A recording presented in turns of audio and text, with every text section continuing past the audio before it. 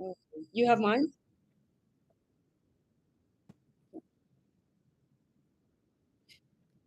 Uh, 202-749-0257.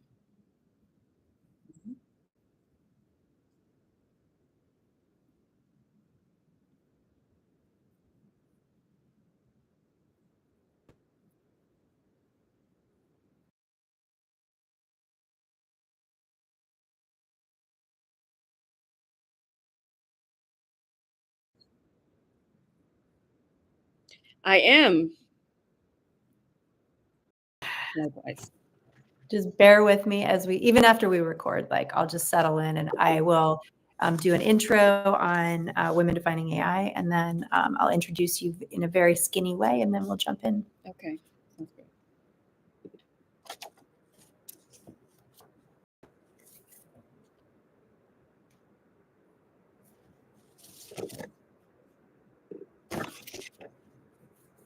Hello, everyone, and welcome to the third series of Not Another AI podcast by Women Defining AI, where we're shaping the future of AI together. Whether you're an AI expert or just getting started in your journey, Women Defining AI offers women and non binary individuals a space to learn, grow, and define what AI can be. And we're seizing this moment to diversify those who are shaping the future. My name is Sheila Lunig, and I'm an attorney who works with emerging technology companies. And together with my podcast co hosts, Sheena Miles and Julia Kapoor, we're excited to bring you the real stories of experts and everyday folks working in artificial intelligence, challenges, and breakthroughs. Today, I am very, very excited to have Sorabel Felice with us, a friend and colleague who has an incredible story to share about her journey to where she is today in AI. I want to share that very briefly. Sorabel and I met back in 2022 remotely as I was just leaving the partnership on AI, where I myself had become grounded in the principles and learnings of responsible AI and how to operationalize those within a technology company. ChatGPT had just launched, and I was really curious, like a lot of people, about what this was all about and what changes it was going to bring. And Sorabel was putting things out into the social media universe on LinkedIn about her own curiosity and interest in learning. So she started a book club and pulled together about 20 kind of nerdy, AI people who wanted to learn more. And what a lot of chutzpah she had, being incredible authors, to join this small group and talk to us after we read the books. And you had Reed Blackman, who wrote Ethical Machines, and you brought in Kevin Roos, who wrote Future Proof, and so many other great authors. And that was the beginning of my curiosity about artificial intelligence. So welcome, Sorabel. Thank you for coming today. Thank you for having me. I'm so excited to be here and to, spend this time chatting with you. Wonderful. So let's start with your roots. I'm curious about how your experience has been shaped by your family and your early experiences, and some of the moments that might have sparked your interest in tech and systems and social impact. Yeah, well, so I'm a daughter of immigrants. I grew up in New York City, definitely in the lower income, working class neighborhood. I'm the first in my family to go to college. So I definitely was not exposed much to tech and to any tech pathway, any career pathways.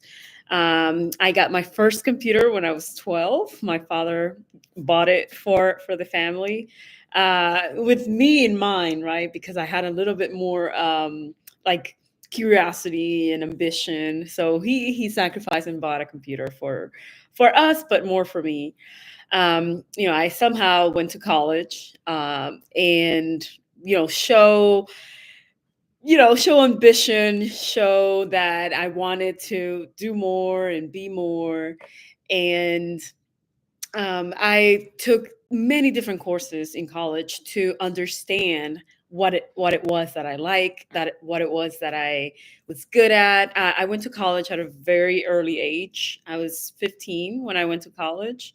So I knew that I wanted to learn, but I didn't know that I what I wanted, right? And so I took a lot of different classes, intro to this, intro to that, and I took an intro to computer science. So I that was amazing because it was hard, but it was like, this is so hard, but so interesting. And putting numbers together and putting things together, you can actually build a web page. This is crazy. Oh my God, what is this? So I took that class and I struggled, but I got an A plus at the end. In the end, I didn't pursue that. I thought, okay, that's too difficult. I can't do it. I regret it now. I regret it. But I was a multi-passionate person, right? So I Mhm. also had a passion for languages. So my minor was in French. I studied abroad in France. I had a passion for international relations. So I studied political science. I studied abroad like 3 times. So I was very multi-passionate, and I kind of like was looking for all kinds of experiences and internships and fellowships. So I got these fellowships, and then I pursued the political science, international relations path. Um, but I ended up pursuing my career in diplomacy, right? So I first interned in Congress around the time that the Arab Spring was happening. And I was hooked. I was like, what is this? I need to be part of this. I want to be, where foreign policy is being crafted. So I applied for this fellowship that paid for my grad school, where I studied public administration and economics.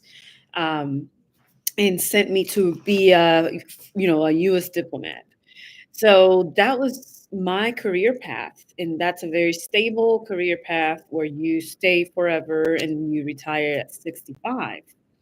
What does a US diplomat do on the day to day? Like what did your job look like? So I was an economic officer in Bucharest, Romania for my first post. And basically, it was building relationships between the Romanian people and the American people, advocating for US companies that want to do business in Romania, just being a bridge and a relationship builder. A lot of it is meetings, a lot of it is events and receptions, putting together, spaces and events where people from Romania can know more, do more with the US and with US businesses. Interesting. So then tell us a little bit more about your shift from working at the US State Department into tech. How did that transition happen? It was a slow transition. It was a very slow transition. How it first happened was in 2015, um, OPM, the Office of Personnel Management, was hacked. And the information, the data of about 2 million federal workers was exposed. My own included. My data was included in there. And I was just like very disturbed that you know, the Chinese government, which was responsible for this, could have access to all this federal employees' data. And I was like, what is our government doing about this? What is happening? Why is this happening now? And so I got interested in cybersecurity and I got interested in knowing like tech policy and cybersecurity, how we were going to respond to this, how we were going to protect the American people. And at that time, a lot of cyber attacks were happening and they were relatively not a novelty. And I was just fascinated by it. So I tried to do tech policy things within State Department. Um, like go into a cybersecurity working group, whatever I could do, right? But in the end, being at State Department, I realized that it wouldn't allow me to work in tech policy, in cutting edge tech policy, like knowing, being at the forefront of what tech is and what is happening with, with misinformation, disinformation, cybersecurity, what is happening with AI, what is happening with quantum, what is happening with all of this technologies that are going to define our future. They're going to define who leads the world. So by the time I transitioned, it was with the Trump administration that had a huge focus on export restrictions and, you know, combating Chinese influence. And there was a lot of great power competition. And at that time, I realized that what I really wanted to do was tech policy and be in the tech world. So I had the opportunity to join Meta.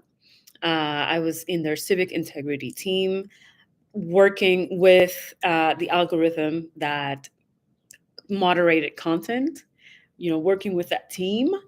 And, that was my first exposure to AI and machine learning. And that was before ChatGPT came in. Right. And, it was just machine learning. There wasn't anything sexy or hot about it. And you're a non-technical woman at that point who's taken a role working on content moderation algorithms. What was that like for you? It was eye-opening. It was a huge learning curve. I had to, learn fast and kind of come up to speed fast. But, I was able to learn different things that are not too technical, but technical enough that I could do things on my own. And, a lot of self learning, a lot of, okay, let me dive into this. Let me look at all the documentation that is out there. Let me learn more. And a lot of trial by error, too, because as you may know, algorithms are not perfect. You have to keep training them. You have to keep working on them. You have to keep trying things and then fixing them as you go. Yeah. I'm curious at that point, I mean, what you're describing, you were able to approach that job because you have deep curiosity and you were willing to put in the time. I know you love to learn, right? Were there any people, any mentors at all at work or outside of work who also helped you with your journey? Was that something that you wanted? And if you did, how did you get that? Um, so yes and no. So I was able to see the people that were doing great things inside Facebook, and I would reach out. I would reach out to everyone and anyone. I would also lean on my network of former diplomats who transitioned into tech and had a lot more insight and time in the tech industry. And I would ask and talk to them and see, like, how do you succeed? How do you do this? How do you do that? I would also build relationships with my counterparts, with my engineering counterparts, especially. There was one engineer that, very young and bright. And I would just cling on to him, be like, hey, like, please help me understand this, get me out of trouble, like, help me out with this. And other non engineers as well, who had been there for a while and, they could give you the down low and like help you out. So yeah, building relationships, 360 relationships is Right. key in the tech industry. Amazing. Yeah. And I'm hearing you say that you were proactive and that people were responsive to that. People were willing to give you their time to talk about the technology you were working on so you could better understand it and do your job better as 99% well. of the time. Successful. So, what came after that? What was the transition and big career shift after Meta? Yeah, so I was laid off from Meta, and I was laid off in the first wave, and that was the same month um, ChatGPT came out. And, that was like, whoa, what is going on? Like, and, I was working on this almost the same technology, right? With machine learning. And then this generative AI technology comes out. And I'm like, okay, so I know the basics. Let me deep dive more into this generative AI thing. And so that's how I was like, I need to read. I need to, open that book club. I need to put stuff out there, put my thoughts out there because my thoughts were just like exploding in my head. And so that's why I went to LinkedIn and I definitely built that network and that community of people that were also like, whoa, what is happening? What is this? And how are we going to do it Yeah, responsibly? I love that in that moment, your compulsion was to do more and go deeper and build community around it, right? To bring people in and not go it alone. Yeah, because I think a lot of us have the same questions. We have the same concerns. But if you don't verbalize it and if you don't share it with other people, you think you're the only one and you think you're being, pessimistic and negative. So, for example, some of the concerns that we all have is um, about our jobs. Are our jobs going to be automated? Are we all going to get laid off when AGI comes out? So when I think about it, I'm like, okay, you're being negative, you're being a Luddite, you're being uh, this, you're being that. But then someone else puts that out there, and I'm like, okay, so I'm not the only one. I'm not the only one thinking about this. This is a normalized response, Mhm. human response that we all have. So yeah, going back to that book club, it was amazing to see that other people were thinking the same things and also other concerns that they had that I had not had before and that were like, oh yeah, that's another concern too. That's it was a very like multi-dimensional way to go about reading these books because I can interpret a book in a certain way and you can bring another perspective to it as well. Right. And so you're building community, you're learning more, especially about generative AI, which has just exploded. And then somehow you end up in a senator's office in DC. Talk about that shift back to government, right? Having started at the State Department and now you're back in DC.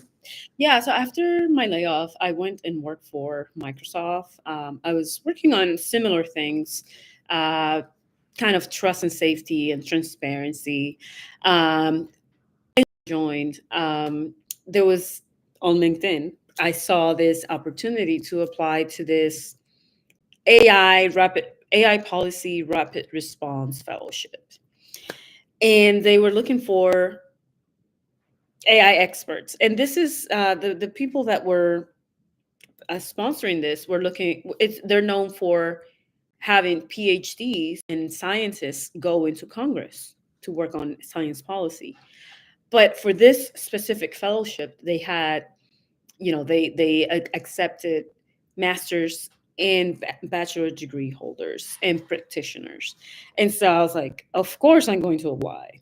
So it all happened really fast. I applied and I didn't hear back from them for like 3 weeks. And I applied in July and it would start September 1st.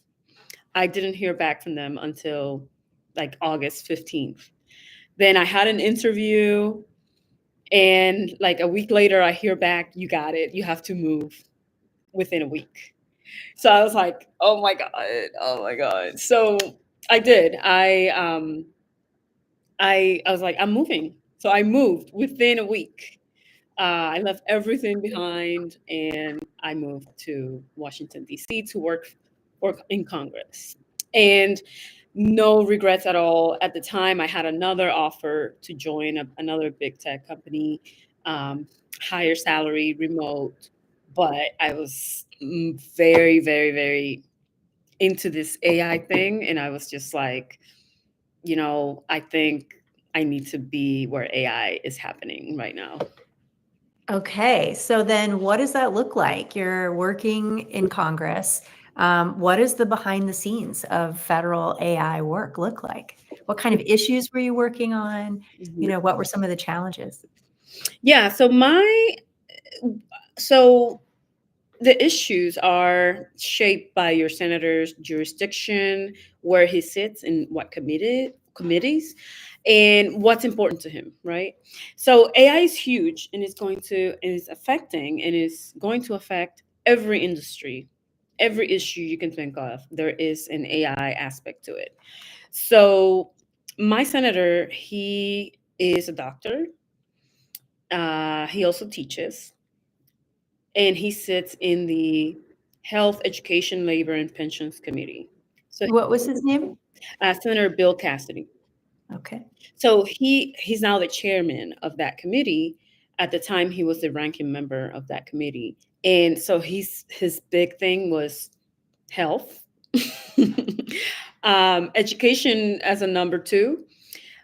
He's also in other committees, so he's very interested in the use of AI in the military and AI in national security. But his main priority definitely is AI in health and how AI can help. Um, how AI can improve our health systems, both for doctors and for patients. He's also very much into online safety, especially for children and teens. So he's one of the co-sponsors of one of the biggest legislations for online child safety. So all of these issues were very important to him.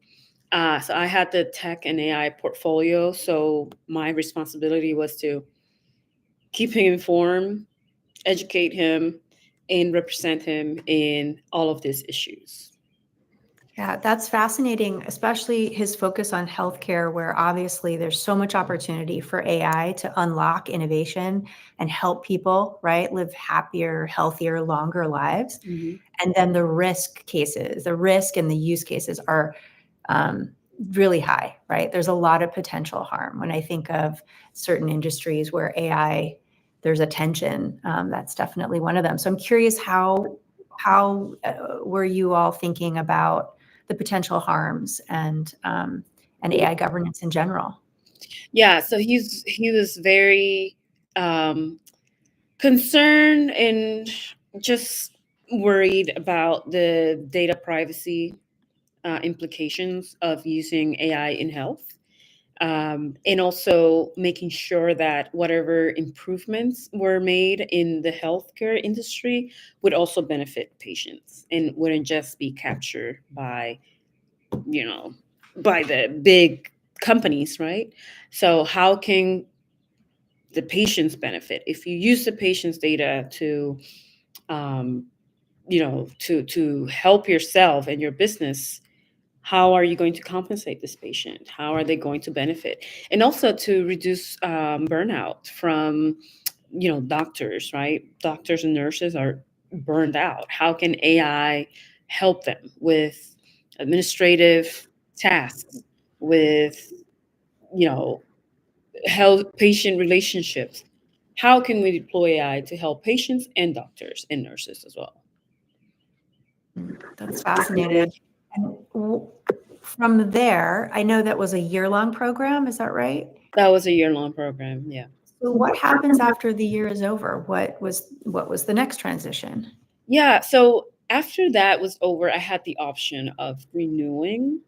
Uh, but then I had this other opportunity to join the federal government, the Department of Homeland Security, to help implement AI in the largest civilian federal agency in the nation, and to do it in a responsible manner, to do it in a privacy and rights respecting manner, and to implement that AI executive order that former President Biden put out.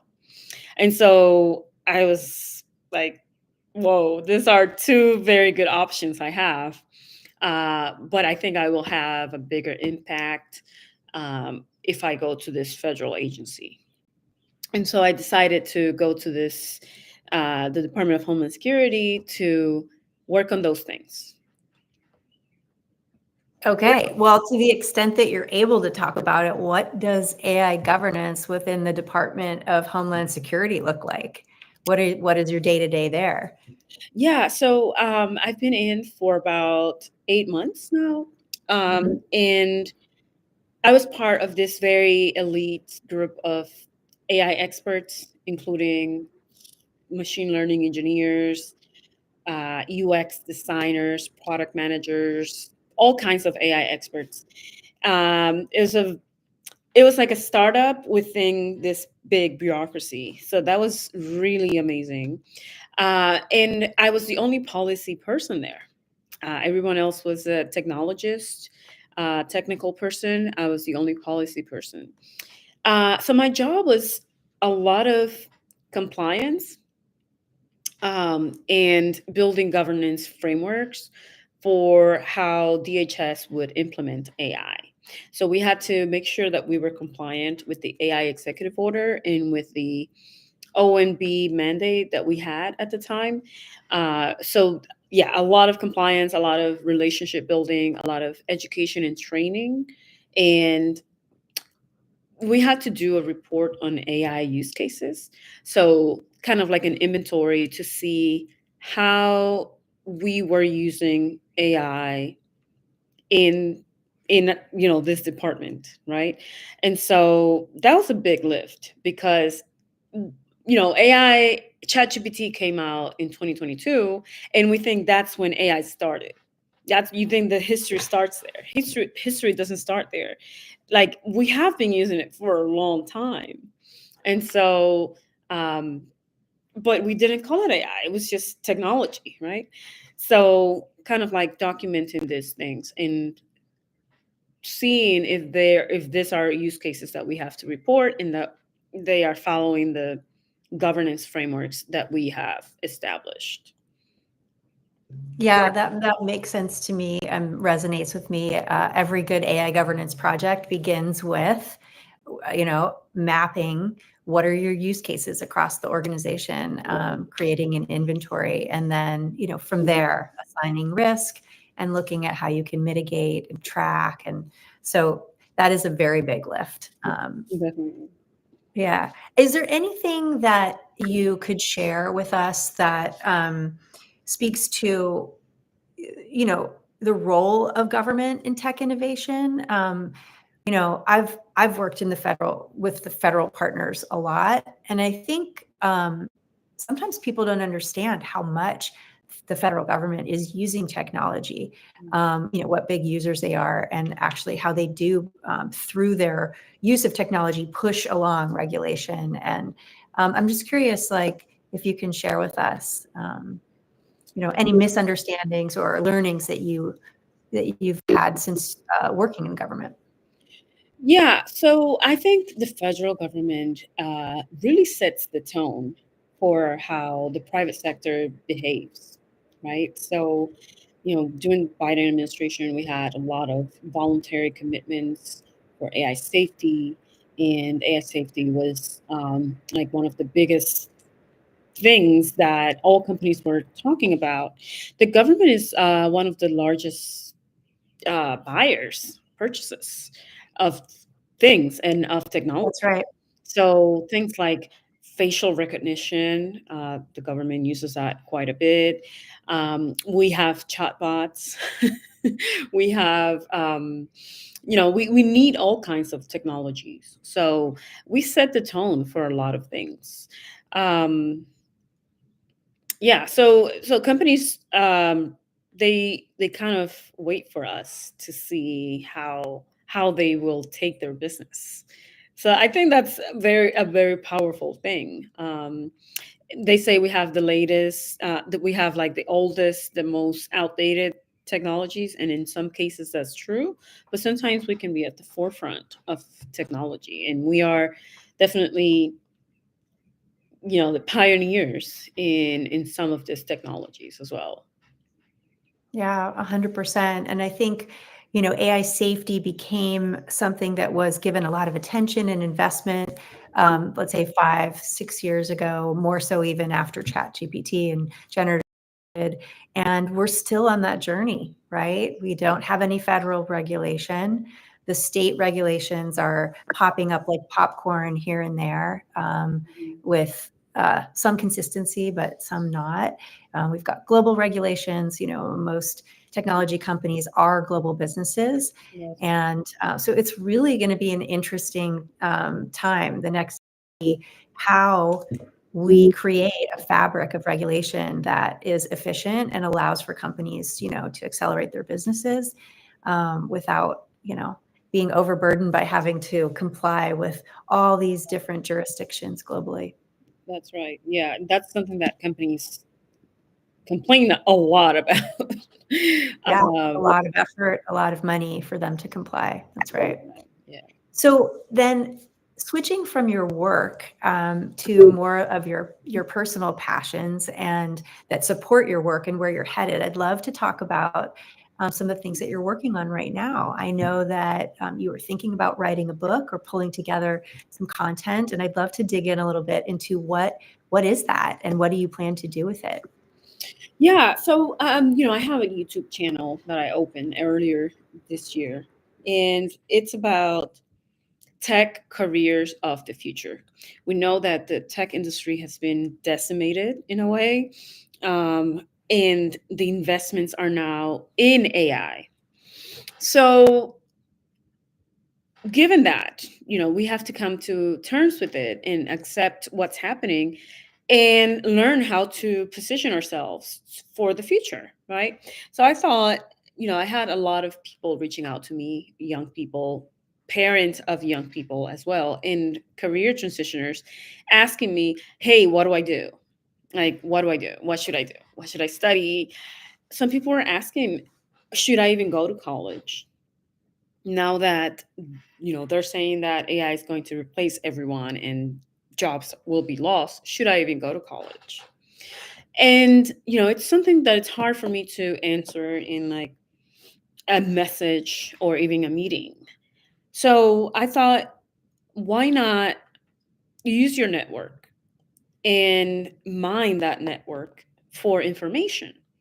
So what I've done is bring people in who work in tech, in different areas of tech, uh, things like trust and safety, cloud computing. Today, I had a live stream about AI agents and agentic AI.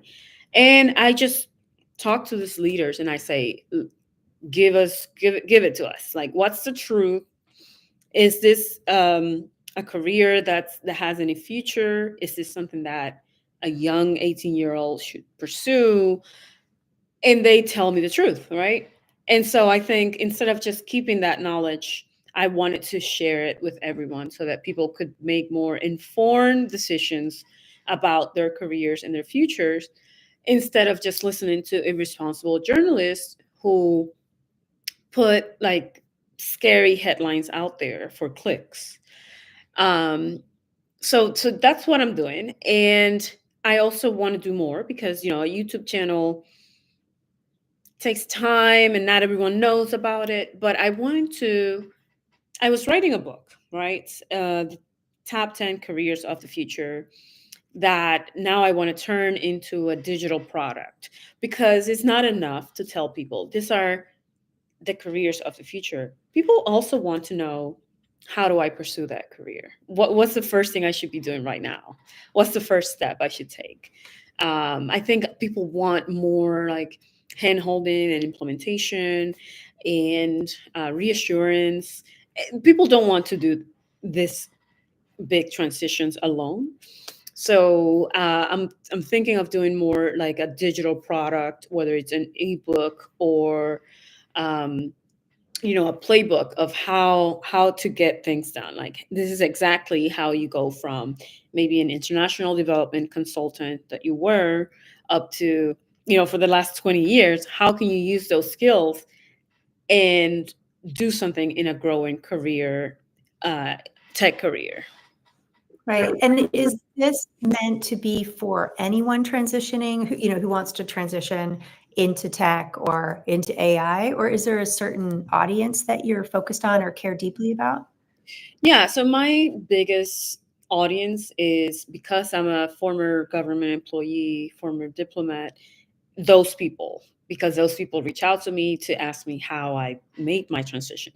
So I have them in mind whenever I do whatever I do, because they have transferable skills that they think, after 20 years doing the same thing, like I have no skills at all. I don't know what I'm going to do. And I thought the same when I was transitioning myself. I thought, okay, I have no skills at all. Like But it's not true. I have the skills and they have the skills, right? Communications, project management, stakeholder management, strong writing skills. And so I have them in mind, but I also have this younger people in mind because when I was in college, I had no like I had nothing. I didn't have my parents to help me decide what to do because they didn't go to college. And so, the young people right now, I feel for them. It's a very uncertain time, and we're not in the growth phase anymore. And so, they're getting a lot of mixed messages. They're getting a lot of doom messages, right? Like AI is going to take everything from you. And so, if I were a young person right now deciding what to do, I would be so overwhelmed that I would just go watch TV because it's too much. And so I want to help them as well, and kind of, give some hope and optimism about the future. So Yeah, and career so transitioners and young people. I love that, and I really appreciate that you're focused on young people.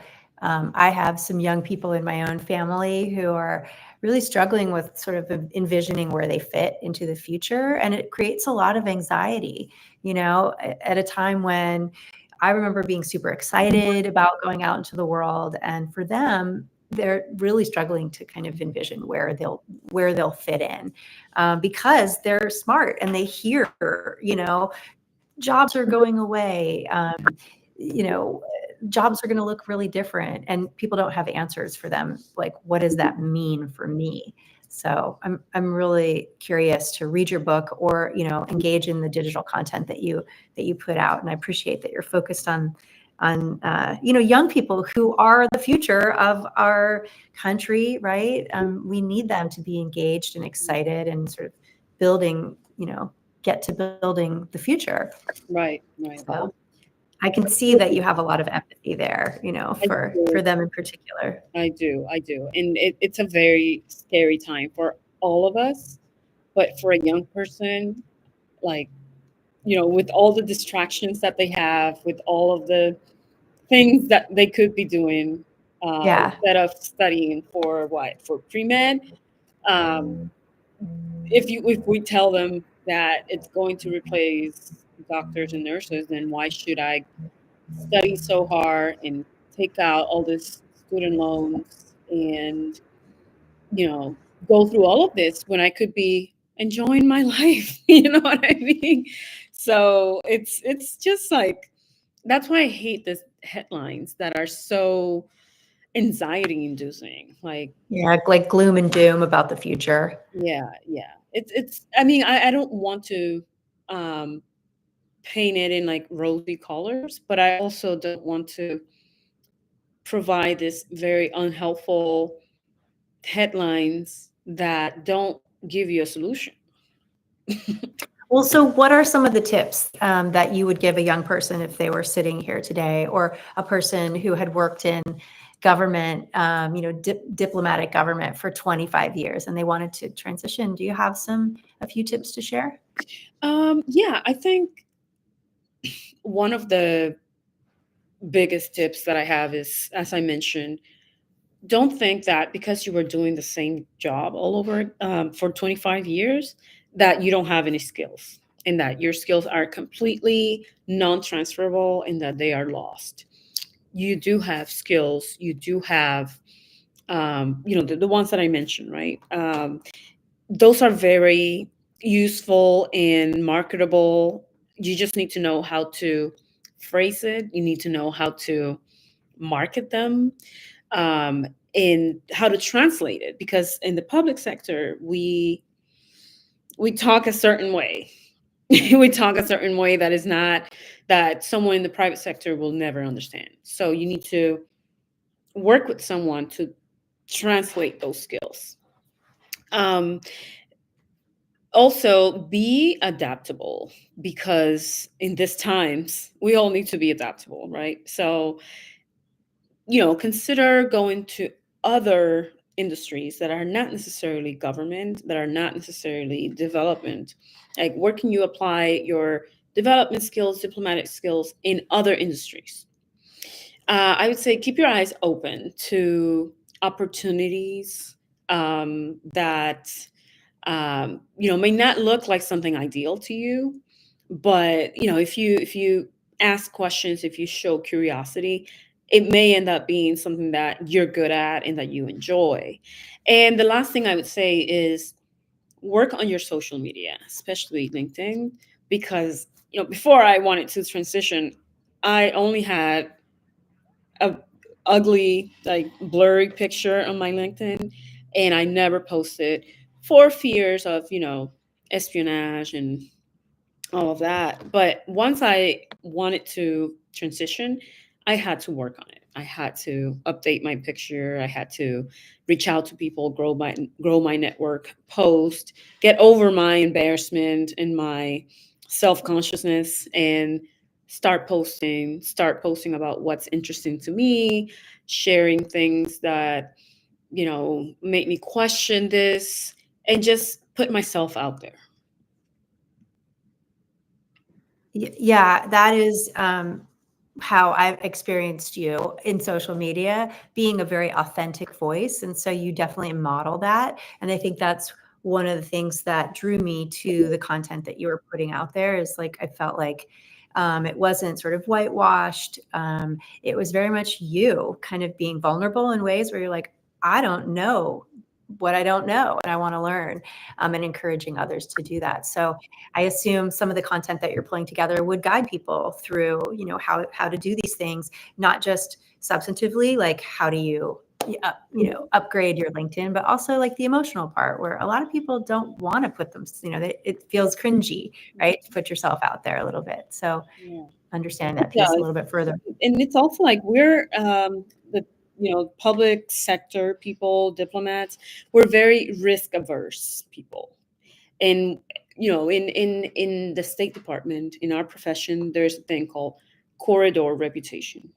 And it means that people talk, and your reputation is the most important thing, and you shouldn't rock the boat, and you should just keep your head down, and no one can say anything bad about you. You can't go against the grain at all. And so I think that's something that we have to, when we're transitioning, it doesn't serve us at all. It does not serve us. And we have to have opinions. We have to take initiative. We have to get over the need to ask for permission, because we were previously in a very hierarchical organization where you have to kind of ask permission a lot. And so that's not the case anymore.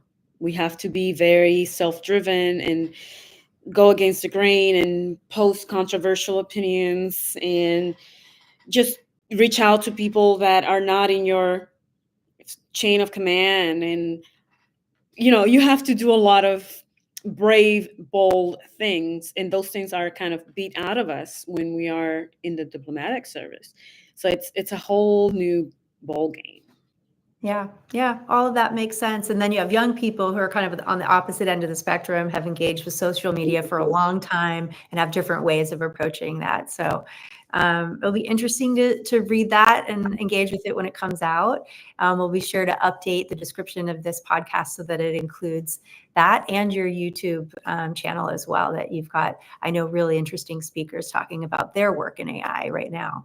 I would love to jump right now to a different topic, your own use of AI and, the tools that you use, why you chose those tools, the use cases. Like, at Women Defining AI, we're encouraging women and non-binary individuals to really engage with the tools themselves, learn what works for them, try out, let's say for the LLMs, try all the different ones, see which one speaks to you, and why.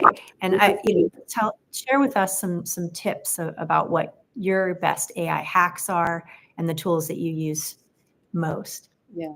Can I stop it right there? I need to I realize I have something in my teeth. I need to clean that up. Just 1 second. Go for it.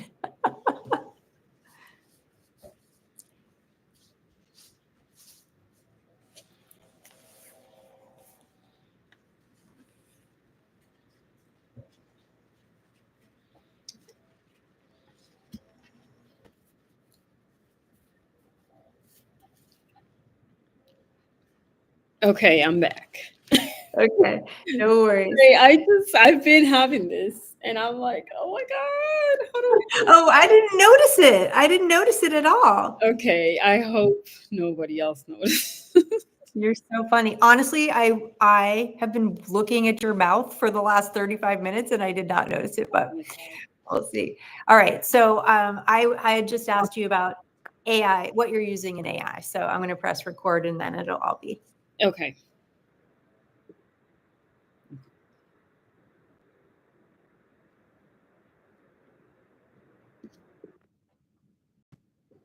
Okay, You so go ahead. so the most well, so I'm all over the place, right? So I don't pay for any tools other than StreamYard.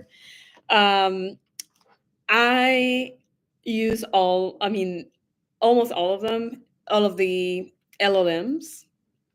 Like I use DeepSeek, I use Claude, and Gemini 2.5. I started using it because it's amazing. Um, before Google released Gemini 2.5, I think it was last week, I was using Claude most of the time because it's the best one for writing. And it's not just me, there's a lot of other people that say Claude is the best for writing. So I really love that. The only thing is that Claude, it limits you a lot in terms of what you can get from it, from the free version.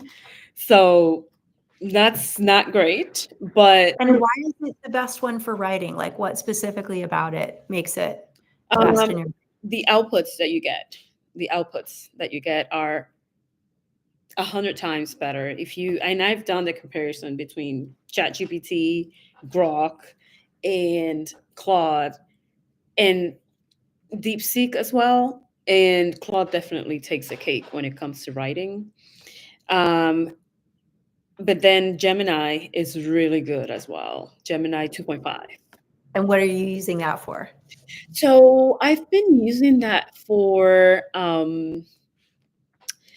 things um, like YouTube. So I have to do like a lot of thumbnails and um, thumbnails and hooks for my YouTube channel so I can get more views. And it definitely works. It works so good. It also, you know what is really, really good about it too? When it comes to the thinking mode, if you expand it and see how it thinks, you can take some information from there as well. Yeah, I've actually been doing a lot of like using that functionality of some of the LLMs, like the deep research functionality. I love that you can see the thinking on the side. I've had the same experience where as it's thinking, I'm following its stream of conscious and it's sparking new ideas for me in terms of how I might approach the research.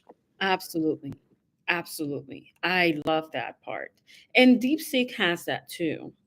But this is like so much better. I have not tried the latest DeepSeek version that came out. I have not had the time to try it, but I'm going to as well.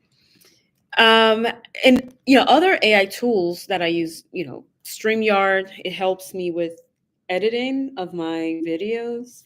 And I have tried to use Opus Clips because it helps you create shorts. The thing with all of this AI tools is that there's a lot of them and it can get overwhelming.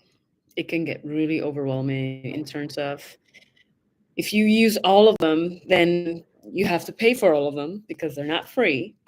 And it can get unruly. Like you can spend more time working on the AI tools rather than just doing the thing yourself. Yeah, the substantive like Right. problem you're trying to solve. Yeah, but I'm not loyal to any one tool. Like I use it like Yeah, as convenient. There's one that's how I am. that I would love to share with you. It's called Poe.com, and it's POE.com. And it's basically they it you put in a prompt and you can see in one place how different tools would respond. It used to be free, now it's not, but it's really cheap. It's like Yeah, for 4.99 a month, you can use it and see what all of the yeah. different I see the benefit there, right? Because then you can do what you already do, but you're switching between LLMs and interfaces. Instead, you can have it all in one place. So yeah, more efficient. yeah. It's only I Cool. think it's 4.99 a month. I haven't signed up yet, but I if I have to sign up for anything, that will be the one. Okay. So do you have any advice for the audience, you know, uh, audience members who want to start creating with AI, but are feeling a little intimidated by that, by getting into it, not knowing where to get in? What would your advice be to them? Yeah, I think right now, yeah, I'm a LinkedIn kind of person. That's my drug drug of choice. Um, I would say, first of all, don't let AI create everything for you and do everything for you. Don't just copy and paste because it's really annoying. Like when I can spot the AI generated comments and the AI generated post from a mile away. And it's annoying and it feels inauthentic and just bland. I would say use it as a brainstorming tool, right? Like, let's say that you want to start creating about your expertise. Let's say you're a doctor, right? You're busy, but you still want to create and talk about AI and the medical profession. Ask it to come up with 5 content pillars for you, right? I'm a doctor, I'm a female. Give it as much information as possible. And then ask it to come up with 5 pillars. And then take it from there. Like, okay, so women's health. Here's my experience with women's health.